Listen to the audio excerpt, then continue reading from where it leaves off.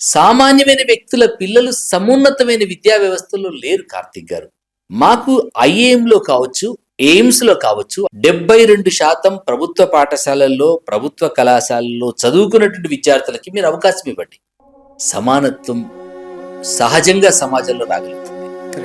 బక్క చిక్కినోడికి బలిసినోడికి బరిగిస్తే గెలిసేది బలిసినవాడే. 3వ తరగతిలో, 2వ తరగతిలో, 5వ తరగతిలో ఐఐటి ఫౌండేషన్ కోర్సు పెట్టినోడు లక్షల రూపాయలు వేసి కొనుక్కున్నవాడు ఐఐటికి వెళ్తున్నాడు.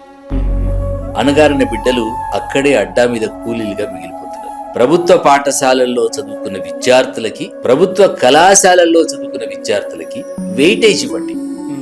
ఈ దేశంలో కరప్షన్ ఆగుతుంది. ఈ దేశంలో సేవా రంగాలు మెరుగుపడతాయి. ఈ దేశంలో సమానత్వం రావడానికి అవకాశం ఉంటుంది.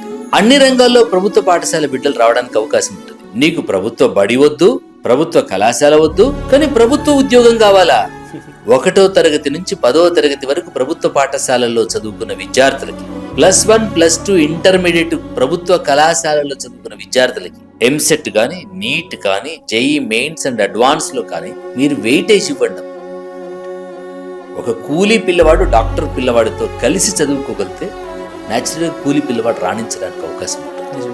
ఎప్పుడైతే ప్రభుత్వ పాఠశాలకు వెయిటేజ్ ఇవ్వాలనేటువంటి ఒక గొప్ప ఔదార్యంతో ప్రభుత్వాలు కనుక ముందుకు రాగలిగితే అస్సలు ఈ దేశంలో 78 సంవత్సరాలుగా సాధించని సమానత్వం, సాధించని సామాజిక న్యాయం తప్పకుండా సాధ్యం కాగలుగుతుంది.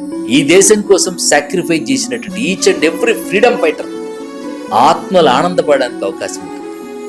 ఎవరి కోసం వాళ్ళు పోరాటం చేశారు, ఎవరి కోసం వాళ్ళు బలిదానం చేశారు, ఎవరి కోసం వాళ్ళు ఉరికంబాలు ఎక్కారు. ఆ స్వాతంత్ర ఫలాలని సగటు పేద సమాజం అనుభవించాలంటే అందరికీ సమానమైనటువంటి విద్యావకాశాలు రావాలి.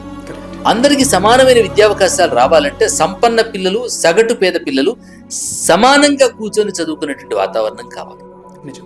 మీరు అసంఘటిత సమాజానికి సంబంధించినటువంటి ఆ పేద తల్లిదండ్రులు ప్రశ్నించకపోవచ్చు, కానీ డాక్టర్ పిల్లలు, టీచర్ పిల్లలు, కలెక్టర్ పిల్లలు వెయిటేజ్ ఉన్న కారణంగా వాళ్ళ పిల్లలు గవర్నమెంట్ స్కూల్కి వచ్చిన కారణంగా వాష్రూమ్ గురించి వాళ్ళు మాట్లాడతారు, మధ్యాహ్న భోజనం గురించి వాళ్ళు మాట్లాడతారు, నాణ్యత లేకపోతే టీచర్ని అడుగుతారు, పర్యవేక్షణ కోసం డిఓ ఆఫీస్కి వెళ్తారు.